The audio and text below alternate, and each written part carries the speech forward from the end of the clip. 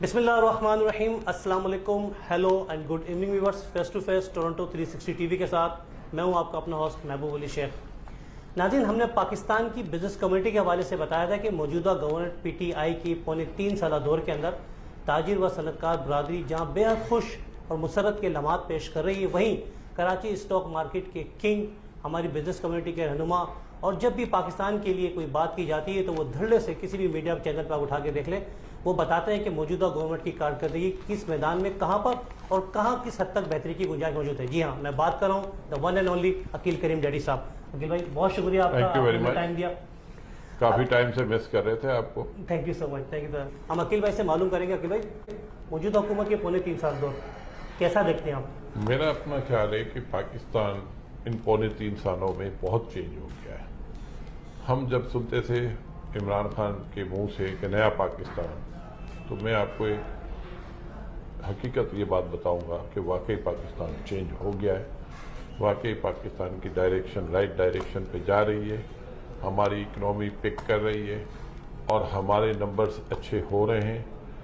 जितनी 2 साल पहले सिचुएशन थी, शायद हम 3 साल पहले हम ये सोच नहीं सकते थे कि पाकिस्तान इतना जल्दी इतनी अच्छी पॉलिसी बना लेगा, इतने बड़े मुश्किल मरहले से हम निकल पाएंगे। लेकिन मैं आज यकीन से कह सकता हूँ कि हाँ, हमारी गवर्नमेंट ने, पीटीआई ने जो जो काम किए हैं उसने पाकिस्तान को चेंज किया है, पाकिस्तान की इकनॉमी को चेंज किया है, पाकिस्तान को एक अच्छी पॉलिसी दी है जिसकी वजह से पूरी दुनिया से लोगों की नज़रें हमारी तरफ हैं।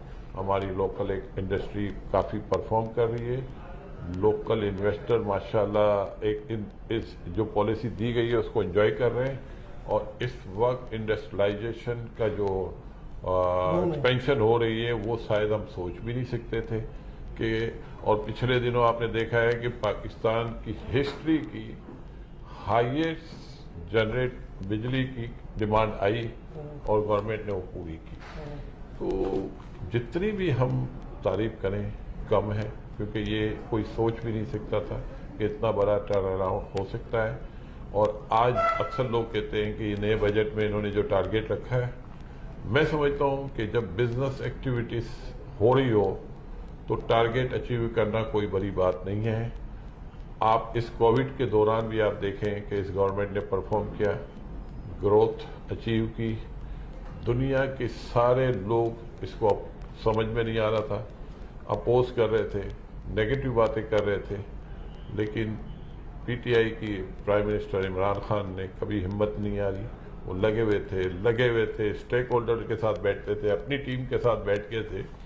और जिस तरीके से वो पॉलिसी बनाने में जिस दिलचस्पी ले रहे थे, ये तो मैं समझता हूँ कभी हमने तो नहीं सोचा।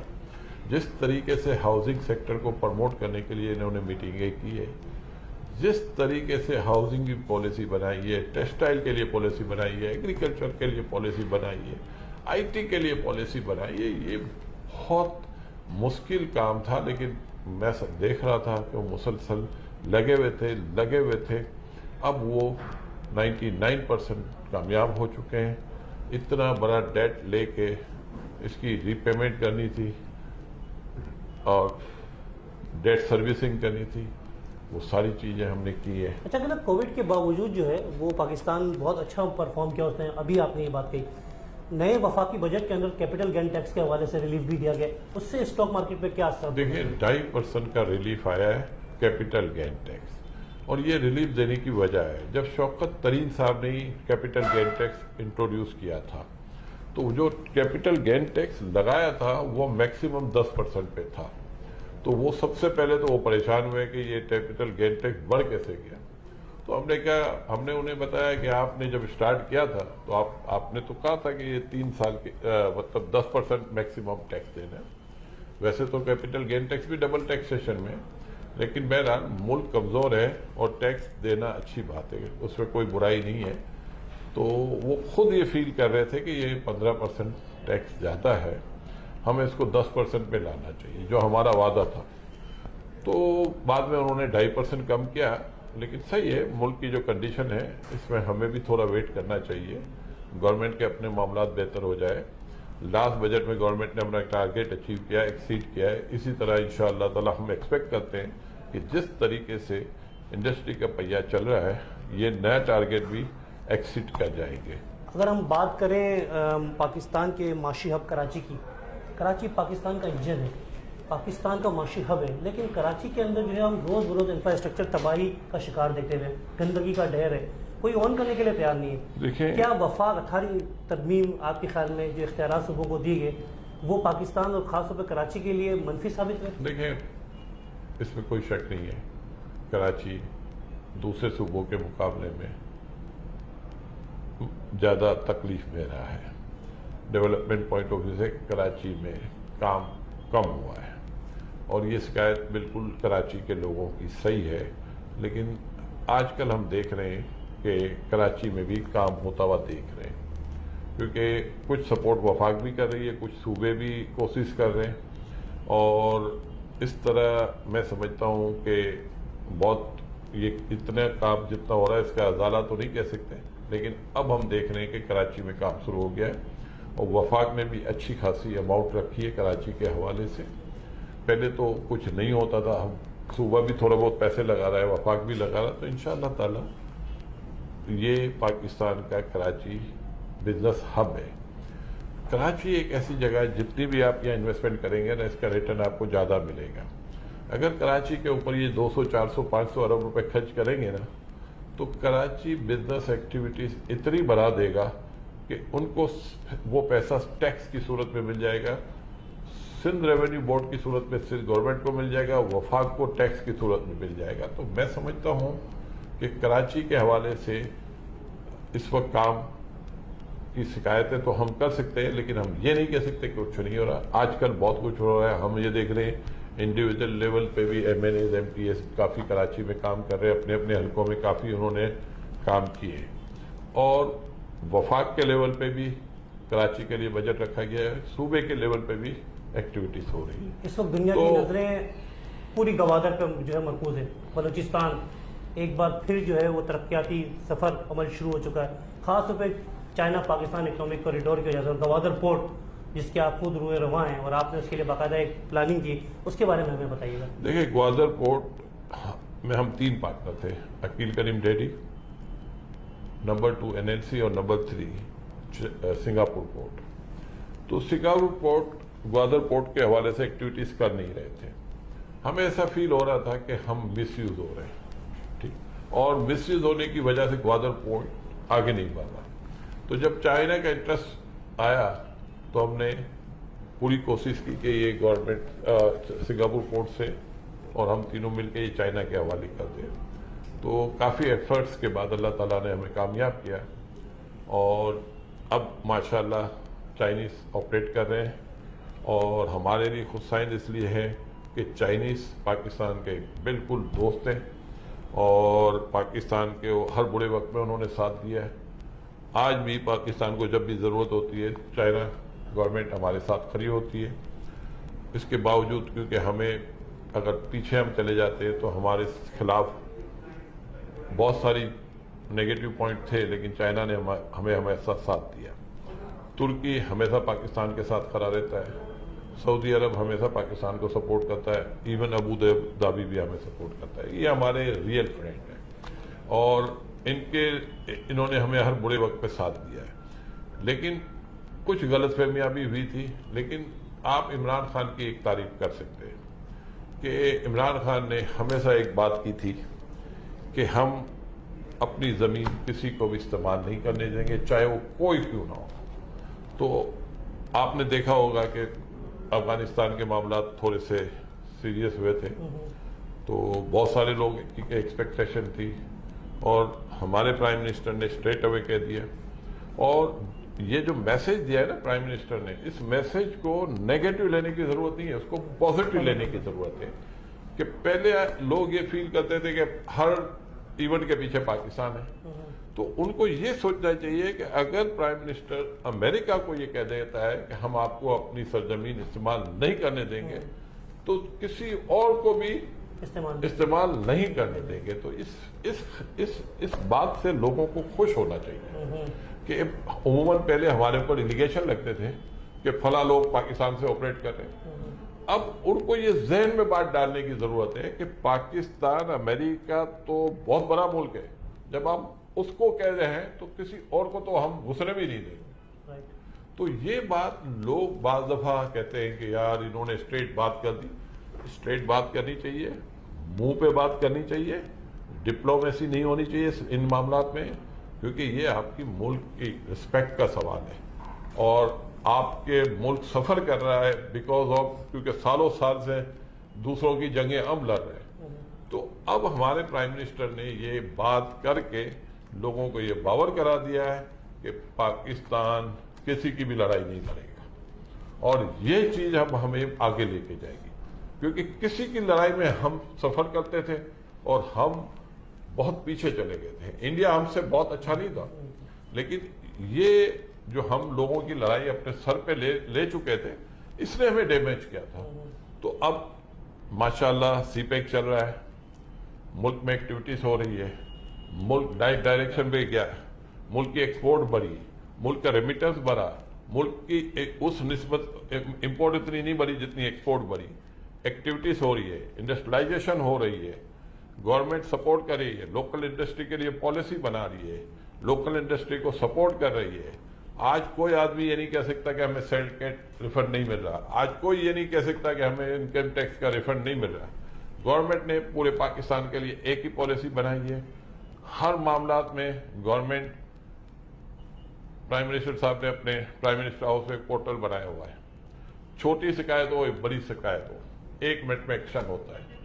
تو اس کے بعد میں سمجھتا ہوں اس ملک میں یہ اتنا بڑا چینج آیا ہے, اور ہمیں خوش ہونا چاہیے کہ ہمارا پرائم منسٹر دن اور رات اس نے ایک کیا ہوا ہے اس ملک کے لیے, اس ملک کی اکنامی کے لیے, اس ملک کے لوگوں کے لیے.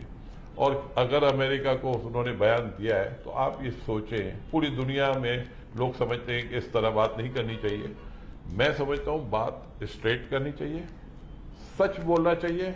آج ہم امریکہ کو ساتھ دیں اور کل ان کو یہ شکایتوں کے پیچھے سے ہم کچھ اور کر رہے ہیں. تو پوری دنیا کے لیے ہماری گورنمنٹ کا جو پیغام ہے صاف اور شفاف ہے کہ ہم اپنی زمین کسی کو بھی استعمال نہیں کرنے دیں گے, چاہے وہ طالبان ہو, چاہے وہ انڈیا ہو, چاہے وہ ایران ہو, چاہے وہ سعودی عرب ہو, یا امریکہ ہو, یا برٹش. ایک بہت ہی اہم سوال, بیت المال کے مقیم جو پاکستانی ہیں, اگر وہ پاکستان میں سرمایہ کاری کرنا چاہتے ہیں تو آپ کے خیال میں کون سے سیکٹر ہیں جس میں بیت المال کے مقیم پاکستانی سرمایہ کاری کر سکتے ہیں؟ اس وقت پاکستان انویسٹمنٹ کی جنت ہے. روشن ڈیجیٹل اکاؤنٹ جو انٹروڈیوس کیا گیا ہے, یہ صرف نان ریزیڈنٹ پاکستانیوں کے لیے کیا گیا ہے. ڈالر میں گورنمنٹ ان کو 7% ریٹرن دے رہی ہے, جو پاکستان میں کہیں نہیں, دنیا میں تو نہیں مل سکتا کہیں. یہ opportunity Pakistan, non resident Pakistan کے لیے ہے, اور بہت ساری پالیسی بنائی جا رہی ہے. پرائم منسٹر صاحب, میں سمجھتا ہوں کہ وہ یہ کنونس ہے کہ اس ملک کو ہر برے وقت میں اگر کسی نے سپورٹ کیا ہے تو وہ نان ریزیڈنٹ پاکستانی ہے. اور وہ مسلسل, یہ ایک پالیسی تو روشن ڈیجیٹل اکاؤنٹ کی صورت میں, لیکن اور بھی بہت سارے ایونیو میں ان کو میں سمجھتا ہوں موقع ملے گا. پہلے یہ ہوتا تھا کہ وہ ہاؤسنگ سیکٹر میں بکنگ کراتے تھے, لوگ ان کے پیسے کھا جاتے تھے. تو اب میں سمجھتا ہوں قبضے ہو جاتے تھے. تو اب گورنمنٹ چھوٹی سے چھوٹی شکایت بھی کہیں باہر سے آتی ہے نا, تو اس پہ ریئیکٹ کرتی ہے. اور یہی چیز ہمارے نان ریزیڈنٹ پاکستانیوں کو چاہیے. میں سمجھتا ہوں نان ریزیڈنٹ پاکستانیوں کے لیے میرا پیغام ہے کہ آپ لوگ سیف ہاتھ میں ہیں, اور اگر آپ نے عمران خان کا ہاتھ مضبوط کیا ہے تو حقیقتاً آپ نے پاکستان کو مضبوط کیا ہے. اور یہ آپ کا ویژن تھا, اور اس ویژن کی وجہ سے آج پاکستان آگے جا رہا ہے. پاکستان اپنے کرائسس کو پیچھے چھوڑ رہا ہے, اور آنے والا ہر آنے والا دن پاکستان کے لیے بہترین نوید لے کے آئے گا.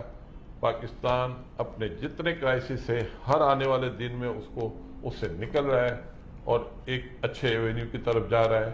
تو میں سمجھتا ہوں نان ریزیڈنٹ پاکستانیوں نے جتنا عمران کو سپورٹ کیا, میں حقیقت کہہ رہا ہوں کہ ان کا ویژن صحیح ویژن تھا, اور انہوں نے ایک ایسے آدمی کو الیکٹ کیا ہے, ایسے آدمی کو سپورٹ کیا ہے جس نے پاکستان کے لیے دن اور رات ایک کر دیے.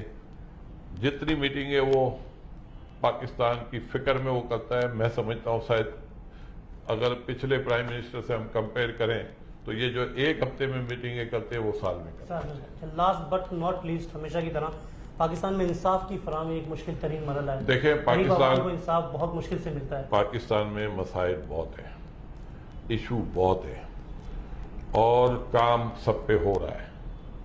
جب اکنامی سائڈ پہ کام ہو گیا، پاکستان کرائسس میں تھا. آپ کے فورن پالیسی پہ ہو گیا، ہماری فورن پالیسی ہمیشہ ہمیں پرابلم میں ڈالتی تھی. تو پھر جو انصاف والی بات ہے اس پہ بھی کام ہو رہا ہے. میں نے کہا نا، پرائم منسٹر ہاؤس میں اگر کوئی کمپلین بھیجتا ہے تو اس پہ ریئیکشن ایسے ہوتا ہے، 1 سیکنڈ میں ہوتا ہے. اور اس پہ ہمارے لوگوں کو، میں آج کہہ رہا ہوں کہ اس میں شاید ابھی تک بہت زیادہ کامیابی نہیں ملی، لیکن میں سمجھتا ہوں کہ 2.25 سال میں جو کچھ ہو چکا ہے تو اگلے 2.25 سال میں بھی بہت کچھ ہوگا. افواج پاکستان پہ بات کر لیں. افواج پاکستان میں آپ دیکھیں کہ اس وقت ہمارے انٹرنل اور ایکسٹرنل ہمیں کتنی پرابلم تھی. افواج پاکستان نے وہ ساری پرابلم سے ہمیں نجات دلائی. سوات میں ایشو ہوا، افواج پاکستان نے ایشو کو ریزالو کیا. ٹیررزم ہمارے ملک میں پھیلا ہے، یہ افغان وار کی صورت میں افواج پاکستان نے اس کا مقابلہ کیا. تو ہمارے افواج اس وقت دنیا کی بیسٹ آرمی ہے. اور ہمارا جو آرمی چیف ہے دنیا میں شاید 8 گھنٹے کام کرتا ہوگا، مجھے لگتا ہے ہمارے چیف 16 گھنٹے جاگتے ہیں. تو اس وقت پرائم منسٹر اور آرمی چیف کا ایک کمبینیشن بنا ہوا ہے، پیج پر ہے، اور وہ کمبینیشن ہمیں آگے لے کے جا رہا ہے. اب یہ آپ دیکھیں کہ ہماری آرمی نے بارڈر کو سیل کیا ہے. 90% بارڈر آلریڈی سیل ہو چکی ہے اور 10% رہ گئی ہے. اور 10% اس لیے رہ گئی ہے کہ اگر آپ ساری بارڈر سیل کرتے ہیں تو لوگوں کو بے روزگار بھی نہ کریں. تو ہمارے افواج کا ایک خیال ہے کہ بزنس کمیونٹی کو چاہیے کہ ہر جگہ جائے، لوگوں کو جاب دے. جب لوگوں کو جاب دیں گے تو پھر ہم سمجھتے ہیں کہ ہم 100% آپ کو یہ انشور کرتے ہیں کہ دہشت گردی کو بھی ہم ختم کر دیں گے، اور یہ اسمگلنگ کو بھی ختم کر دیں، انڈر انوائسنگ کو بھی ختم کر دیں گے. تو پاکستان میں یہ ساری چیزیں ریگولر بیسس پہ ہو رہی تھی. اب عمران خان اور آرمی کے درمیان ایک کمبینیشن چل رہا ہے، اور ملک کی اکنامی کے لیے وہ دونوں فکر مند ہیں، ملک کی فورن پالیسی کے لیے دونوں فکر مند ہیں، اور مل کے ہر جگہ یہ اکٹھے پاکستان کو ہائی لائٹ کرتے ہیں اور پاکستان کی کامیابی کے لیے کام کرتے ہیں. اسی کی وجہ سے ہم دیکھ رہے ہیں کہ اس کمبینیشن کی وجہ سے ہمارا ملک کامیابی سے آگے بڑھ رہا ہے. ہماری ملک کی ایکسپورٹ بڑھنا شروع ہو گئی ہے، ہماری بزنس ایکٹیویٹی شروع ہو گئی ہے، انڈسٹریلائزیشن شروع ہو گئی ہے، ہاؤسنگ سیکٹر میں پالیسی بننا شروع ہو گئی ہیں، مورگیجز شروع ہو گئی ہیں. تو یہ ساری کامیابی ملی اسی وجہ سے کہ یہ پالیسی کے ساتھ آگے چل رہے ہیں، اور ملک اسی طرح آگے بڑھے گا. اپوزیشن کو بھی چاہیے کہ گورنمنٹ کے ساتھ مل کے چلے، کیونکہ ہمیں ابھی بہت کام کرنے کی ضرورت ہے. ہمارا ملک کافی پیچھے رہ چکا ہے، ہمیں اس کو آگے لے کے جانا ہے. 22 کروڑ کی پاپولیشن ہے. ایگریکلچر سیکٹر نے پرفارمنس شروع کر دیے، ڈیری لائف اسٹاک پرفارم کر رہا ہے، کیمیکل سیکٹر پرفارم کر رہا ہے، ٹیکسٹائل پرفارم کر رہا ہے، آئی ٹی سیکٹر میں گروتھ آ رہی ہے، آپ کا سیمنٹ اسٹیل پرفارم کر رہا ہے. تو یہ ساری چیزیں اکراس دا بورڈ پرفارمنس شروع ہوئی ہے. پہلے سے کبھی نہیں ہوتا تھا. 4 کمپنی اچھی ہوتی تھی تو 8 بری ہوتی تھی. فورن پالیسی پہ ہر دوسرے دن مسائل ہوتے تھے. اب ہم ریجنل ٹریڈ کی طرف بھی جا سکتے ہیں. رشیا سے ہمارے تعلقات اچھے ہو گئے ہیں، امریکہ سے اچھے ہیں، چائنا سے اچھے ہو گئے ہیں، ایران سے مسئلے ہمارے ختم ہو گئے ہیں، ایران سے بھی ہمارے تعلقات بہتر ہو گئے ہیں، سعودی عرب ابوظہبی سے بھی ہمارے بہتر ہیں، ترکی سے بھی بہتر ہیں، ملیشیا سے بھی بہتر ہیں. ایک رہ گیا انڈیا. اور ہماری گورنمنٹ نے کبھی نہیں کہا کہ ہم انڈیا سے لڑنا چاہتے ہیں. وہ بات کرنے کے لیے پرائم منسٹر صاحب نے ایک ہی بات کی ہے کہ آپ کشمیر کا مسئلہ حل کریں. کشمیر کے اوپر زیادتی نہیں ہونی چاہیے. ہم پرائم منسٹر نے کہیں بھی لڑائی کی بات نہیں کی ہے.